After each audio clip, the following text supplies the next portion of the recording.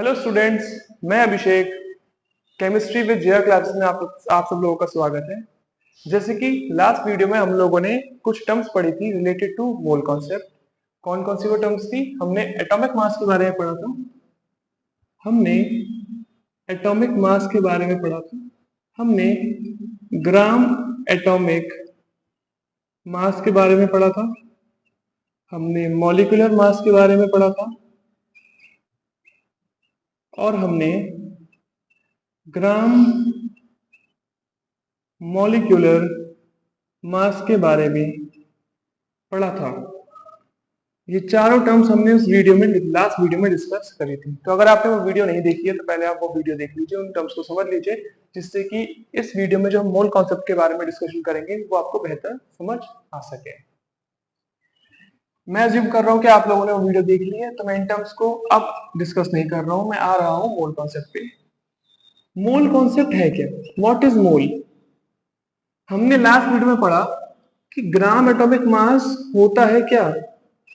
एक ऐसा मास जो न्यूमेरिकली किसके इक्वल होता है? एटॉमिक मास के, बट यूनिट उसकी होती है ग्राम। और इस पूरे एटॉमिक मास के कॉन्सेप्ट में स्टैंडर्ड एलिमेंट कौन है? हमारा लीड एक्टर कौन है इस पूरे कॉन्सेप्ट का? Carbon C12 isotope. Atomic mass भी वहीं से स्टार्ट हुआ था, मोल भी वहीं से स्टार्ट होता है। एटॉमिक मास में हम इसके एटम कार्बन C12 एटम से क्या करते हैं? कंपेयर करके रिलेटिव मास निकालते हैं और एलिमेंट्स का। मोल कॉन्सेप्ट ये कहता है, या फिर मोल एक ऐसी मेजरमेंट क्वांटिटी है जो किसके इक्वल है? जो इक्वल है नंबर ऑफ पार्टिकल्स प्रेजेंट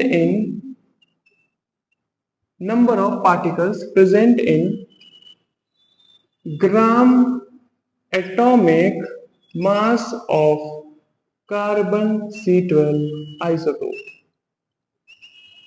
तो मोल क्या है? मोल एक मेजरमेंट क्वांटिटी है जो किसके इक्वल होती है? कि मोल एक ऐसी क्वांटिटी है जिसके अंदर उतने पार्टिकल्स पाए जाते हैं जो किसके अंदर प्रेजेंट होते हैं? ग्राम atomic mass of carbon C12 isotope के अंदर प्रेजेंट होते हैं। अब ग्राम एटॉमिक मास न्यूमेरिकली तो एटॉमिक मास के इक्वल होता है, लेकिन यूनिट होती है उसकी ग्राम। तो अगर मैं बात करूं, इस स्टेटमेंट को शॉर्ट में लिखूं, इट मींस कि एक मोल के अंदर कितने पार्टिकल्स होते हैं, या एक मोल किसके इक्वल है? एक मोल 12 नंबर ऑफ पार्टिकल्स के इक्वल है जो कि प्रेजेंट है। It is equal to the number of particles present in 12 gram of carbon C12। यही तो मतलब है इसका कि carbon number of particles present in gram atomic mass of carbon C12। Gram atomic mass क्या होता है कार्बन का? 12 ग्राम। तो number of particles 12 gram carbon के अंदर जितने भी पाए जाएंगे वो क्या कहलाएगा? आपका एक मोल कहलाएगा। निकाल के देखते हैं कि 12 ग्राम के अंदर कितने पार्टिकल्स पाए जा रहे हैं। यहाँ पे आपकी वही 8th-9th की मैथ्स लगेगी थोड़ी बहुत, जो हम पढ़ते थे कि एक टॉफी का प्राइस इतना है, 10 टॉफी का कितना होगा, इस तरीके से। तो अगर मैं आपसे बात करूं कि एक एटम, या फिर अगर मैं इस तरीके से बोलूं कि 12 AMU, अगर मैं 12 AMU मास लेता हूं तो 12 AMU equals to how much atom? 1 atom of carbon. 1 atom of carbon. इसको अगर एक्चुअल मास ग्राम में कन्वर्ट करना है तो मैं क्या करूंगा? मास ऑफ प्रोटॉन से मल्टीप्लाई। मास ऑफ प्रोटॉन से मल्टीप्लाई। मतलब अब ये मास किस में कन्वर्ट हो चुका है? ग्राम में कन्वर्ट हो चुका है। तो ग्राम में कन्वर्ट होने के बाद क्या होगा? रहेगा तो एक एटम का मास ही। 12 AMU equals to mass of 1 atom of carbon. Similarly AMU को मैंने कन्वर्ट करा है किसमें? ग्राम में, which means mass of proton से मल्टीप्लाई करा दूंगा। तो मास ऑफ प्रोटॉन से मल्टीप्लाई करा के किसका मास हो गया? अभी भी एक एटम का मास है। अगर एक एटम, इतने मास में एक एटम है, तो 12 ग्राम के अंदर, जो कि क्या है? ग्राम एटॉमिक मास है किसका? कार्बन का। इसके अंदर कितना नंबर ऑफ एटम्स पाए जाएंगे? 1/12 into mass of proton multiply by 12। 1 divided by this multiply by this, simple maths. किसके इक्वल आएगा? मास of proton. Mass of proton क्या होता है? 1.66 इंटू 10⁻⁻24 ग्राम। और इस टर्म को अब जब आप कैलकुलेट करोगे तो नियरली इक्वल जो वैल्यू आएगी वो 6.022 इंटू 10⁻23 आएगी। ये जो वैल्यू को आप कैलकुलेट करोगे तो ये वैल्यू नियरली किसके इक्वल आएगी? आपकी 6.022 इंटू 10⁻23, जो आपने 9th में पढ़ा था, 9th में पढ़ते हैं आप केमिस्ट्री में मोल कॉन्सेप्ट, वहां पे आप ये वैल्यू को डायरेक्टली पढ़ लेते हैं। यहाँ आपको पता चल रहा है कि वैल्यू यही क्यों आ रही है, क्योंकि जब आपने देखा ग्राम एटॉमिक मास में कितने नंबर ऑफ एटम्स हैं, तो आपने इस तरीके से सॉल्व करके आपको पता चला कि जो वैल्यू है ये यही क्यों है। 7.022 क्यों नहीं है, 8.022 क्यों नहीं है, 5.022 क्यों नहीं है। ये जो एवोगैड्रो नंबर बोलते हैं, इसको हम क्या बोलते हैं? इसको हम बोलते हैं Avogadro number, denoted by small with A in the subscript. Na से डिनोट होता है, ए सबस्क्रिप्ट में आता है, एवोगैड्रो नंबर बोलते हैं इसको। तो अब आपको समझ में आया मोल कॉन्सेप्ट क्या है। मोल कॉन्सेप्ट क्या है कि मोल क्या है? मोल एक मेजरमेंट क्वांटिटी है नंबर ऑफ पार्टिकल्स की। किसी भी चीज की आप क्वांटिटी को मेजर कर सकते हो एक मोल में। हम यहाँ नंबर ऑफ एटम्स की बात कर रहे हैं, क्या कि उतने नंबर ऑफ पार्टिकल्स जो कार्बन C12 के ग्राम एटॉमिक मास में पाए जाते हैं। तो 12 ग्राम ऑफ कार्बन में कितने एटम्स पाए जाते हैं? इतने पाए जाते हैं। क्या ये सबके लिए यही है? कार्बन के लिए तो समझ में आ गया आपको। कार्बन का अगर 12 ग्राम लेता हूं तो उसके अंदर कितने नंबर ऑफ एटम्स पाए जाएंगे? इतने पाए जाएंगे। क्या ये और एलिमेंट्स पे भी एप्लीकेबल होता है? चेक करके देखते हैं, क्या ये और एटम्स पे भी, एलिमेंट्स पे भी एप्लीकेबल होता है? देखिए, कार्बन की बात तो कर ली, अब हम बात करते हैं किसकी? हम हाइड्रोजन की बात कर लेते हैं। क्या हाइड्रोजन का ग्राम एटॉमिक मास क्या होता है? हाइड्रोजन का ग्राम एटॉमिक मास मतलब एटॉमिक मास इन ग्राम, एटॉमिक मास 1 AMU होता है। ग्राम एटॉमिक मास मतलब 1 ग्राम ले रहा हूं, तो इसके अंदर कितने पार्टिकल पाए जाएंगे? फिर से वही देखो आप कि 1 AMU किसका मास होता है, इसके अंदर कितने एटम होते हैं? एक एटम होगा हाइड्रोजन का। जल्दी से करके देखते हैं इसको ग्राम में कन्वर्ट करोगे, it means mass of proton से मल्टीप्लाई करा दिया तो अभी किस क्वांटिटी किसमें आ गई है? ग्राम में आ गई है। इतने मास के अंदर कितने एटम? एक एटम हाइड्रोजन का। अगर इतने ग्राम में एक एटम है तो 1 ग्राम में कितना होगा? डिवाइड कर देंगे आप,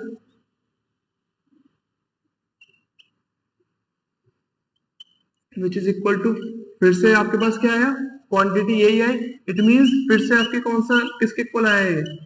6.022 to 10 raised to the power 23 atoms. तो अब आपको ये समझ में आ गया होगा कि आप किसी भी एलिमेंट का ग्राम एटॉमिक मास लेंगे तो उस ग्राम एटॉमिक मास के अंदर कितने एटम्स पाए जाएंगे? इतने ही पाए जाएंगे, चाहे वो ग्राम एटॉमिक मास ऑक्सीजन का हो, चाहे वो ग्राम एटॉमिक मास नाइट्रोजन का हो, कार्बन का हो, बेरिलियम का हो, हीलियम का हो, हाइड्रोजन का हो, किसी का भी हो। तो अगर आप अब एक बार हम इसको समराइज करते हैं और देखते हैं कि कितना सब चीजें हम लोग समझ पाए। एक तरफ मैं लिखता हूं ग्राम एटॉमिक मास।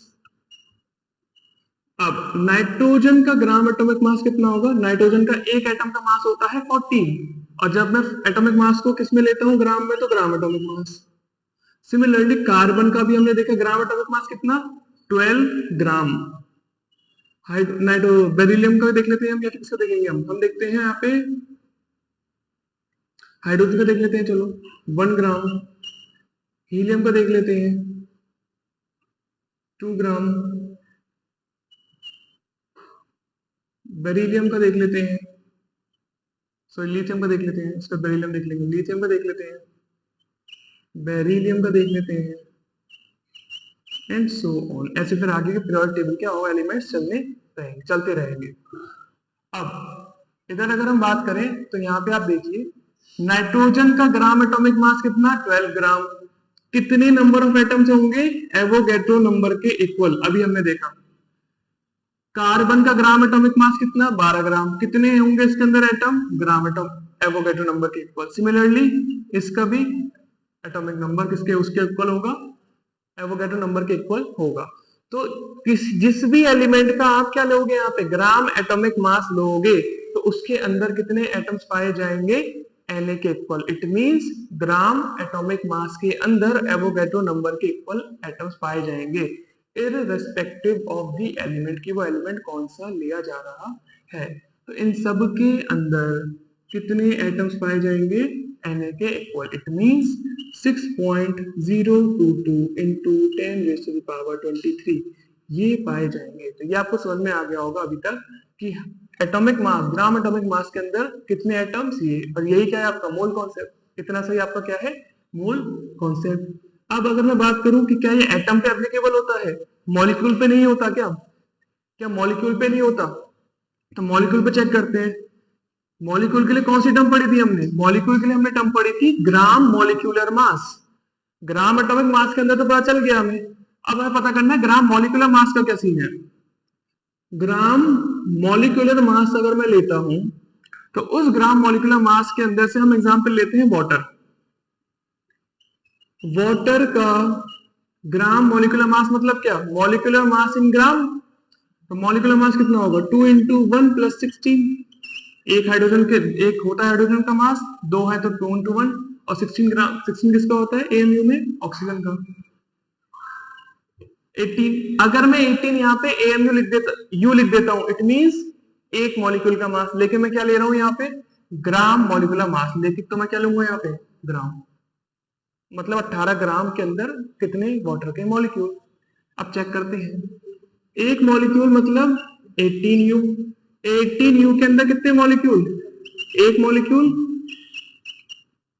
अब इसको ग्राम में कन्वर्ट करने के लिए फिर से मास ऑफ प्रोटॉन से मल्टीप्लाई, इसके अंदर कितना मॉलिक्यूल वाटर के, एक मॉलिक्यूल।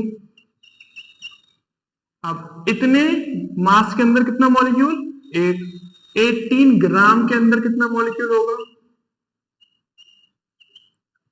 ये 18 ग्राम नहीं है, 18 multiply by mass of proton है, मतलब बहुत छोटी क्वांटिटी है, 10⁻⁻24 में जाएगी। ये 18 ग्राम नहीं है, बहुत छोटी क्वांटिटी है, 10⁻⁻24। और 18 ग्राम में कितने होंगे, फिर से आपके सामने रिजल्ट वही आया। इट मींस कि इसके अंदर पे कितने पार्टिकल्स, मॉलिक्यूल्स पाए जाएंगे, 6 into 6.22 into 10⁻⁻23 मॉलिक्यूल्स ही पाए जाएंगे। तो यहां से आपको क्या समझ में आया कि ग्राम एटॉमिक मास के अंदर कितने एटम, एवोगैड्रो नंबर के इक्वल। ग्राम मॉलिक्यूलर मास के अंदर कितने मॉलिक्यूल्स, एवोगैड्रो नंबर के इक्वल।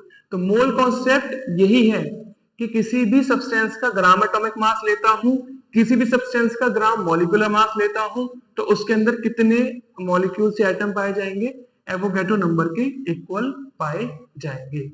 यह बात आपको समझ में आ गई होगी।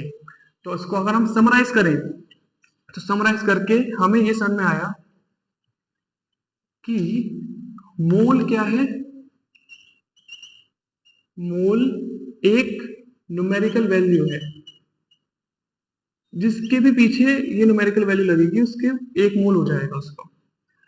होता क्या है, कहां से आई है ये न्यूमेरिकल वैल्यू, किसकी होती है, किस किसके इक्वल होती है, किसी भी सब्सटेंस का ग्राम एटॉमिक मास लेता हूं तो वो किसके इक्वल होगा, 6.022, रिप्रेजेंट होता है Na से।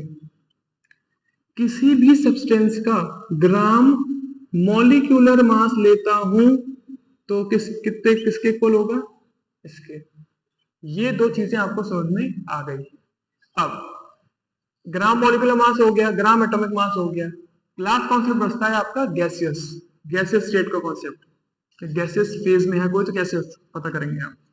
आपने एक लॉ पढ़ा था, पढ़ते हैं चैप्टर में आप, एवोगैड्रो हाइपोथेसिस। वो लॉ ये बोलता है कि अगर मैं टेम्परेचर, या फिर एवोगैड्रो लॉ भी बोलते हैं उसको, अगर मैं टेम्परेचर और प्रेशर को कांस्टेंट रख दूं, अगर मैं प्रेशर और टेम्परेचर को कांस्टेंट रख दूं, ये क्या है आपका एवोगैड्रो लॉ। एवोगैड्रो लॉ क्या बोलता है कि अगर मैं टेम्परेचर और प्रेशर को कांस्टेंट रख दूं, तो उस केस में क्या होगा, उस केस में जो वॉल्यूम है किसी भी गैस का, वॉल्यूम ऑफ एनी गैस, के अंदर जो पार्टिकल्स होंगे, नंबर ऑफ मॉलिक्यूल्स होंगे, वो सेम होंगे।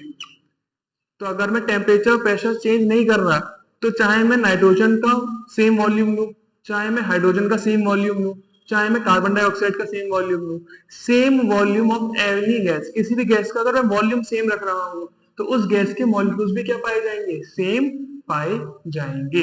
इट मींस कि 10 ml of carbon dioxide, 10 ml of nitrogen, 10 ml of hydrogen, 10 ml of oxygen अगर सेम टेम्परेचर प्रेशर पे रखी जा रही है, तो सबके अंदर नंबर ऑफ मॉलिक्यूल्स क्या पाए जाएंगे, गैस के सेम पाए जाएंगे। ये है आपका क्या, एवोगैड्रो लॉ। अब एवोगैड्रो लॉ के बेसिस पे कैसे मोल कॉन्सेप्ट लगता है वो देखिए।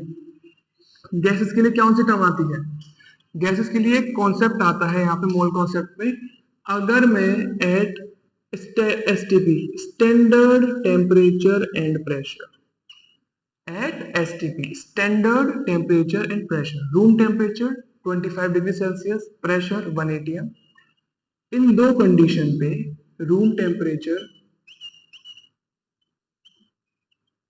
25 degree Celsius and 1 atm pressure, इस कंडीशन पे मैं कोई भी गैस का सेम वॉल्यूम, कोई भी गैस के सेम वॉल्यूम या फिर किसी भी गैस का 1 मोल, किसी भी गैस का 1 मोल यानी 6.022 into 10 raised to the power 23 molecules को चेक कर रहा हूं एट एसटीपी। मैं कोई भी गैस की 1 मोल को चेक कर रहा हूं, तो अकॉर्डिंग टू एवोगैड्रो लॉ सबका वॉल्यूम सेम आना चाहिए, क्योंकि सेम वॉल्यूम में same number of molecules, same number of molecules में सेम मॉलिक्यूल वॉल्यूम। यही पढ़ा है आपने कि अगर मॉलिक्यूल सेम है तो सारी गैसेस का वॉल्यूम भी सेम होगा, अगर सेम वॉल्यूम है तो सारे गैसेस के नंबर ऑफ मॉलिक्यूल्स भी सेम पाए जाएंगे। कब तक, जब तक ये दो कंडीशन चेंज नहीं हो रही, प्रेशर टेम्परेचर चेंज नहीं हो रहा। तो अगर मैं 1 मोल लेता हूं किसी भी गैस का, इतने मॉलिक्यूल्स लेता हूं किसी भी गैस के इन कंडीशन पे, तो वो हमेशा कितना वॉल्यूम ऑक्यूपाई करेंगे, 22.4 लीटर ऑक्यूपाई करेंगे, इररिस्पेक्टिव कि वो गैस कौन सी है। ये एक कॉन्सेप्ट होता है आपका किसमें, मोल कॉन्सेप्ट में, कि आप कोई भी गैस लो, आप उसका 1 मोल लो और 1 मोल के अंदर इतने मॉलिक्यूल्स, एवोगैड्रो नंबर के इक्वल। अगर इतने मॉलिक्यूल्स आप ले रहे हो तो वो इररिस्पेक्टिव कौन सी गैस है, वो 22.4 लीटर ही क्या करेगी, वो ऑक्यूपाई करेगी, इतना वॉल्यूम हमेशा ऑक्यूपाई करेगी वो सारी गैसेस। कब, स्टैंडर्ड टेम्परेचर और प्रेशर पे। ये था आपका मोल कॉन्सेप्ट का आखिरी टॉपिक। क्या पढ़ा हमने, ग्राम एटॉमिक मास लेता हूं किसी भी एटम में तो कितने कितने एटम्स पाए जाएंगे, एवोगैड्रो। मैं किसी भी नंबर के ग्राम मॉलिक्यूलर मास लेता हूं किसी भी मॉलिक्यूल का, तो कितने एटम्स पाए जाएंगे, मॉलिक्यूल्स पाए जाएंगे, एवोगैड्रो नंबर के इक्वल। अगर मैं कोई भी गैस लेता हूं और उसके कितने नंबर ऑफ मॉलिक्यूल्स लेता हूं, तो कितना वॉल्यूम ऑक्यूपाई करेगी एट एसटीपी, 22.4 लीटर। यहाँ पे आपका मोल कॉन्सेप्ट खत्म हो जाता है। नेक्स्ट वीडियो में हम क्या करेंगे, इसके क्वेश्चन सॉल्व करेंगे जिससे आपको और बेहतर समझ में आए। Thank you.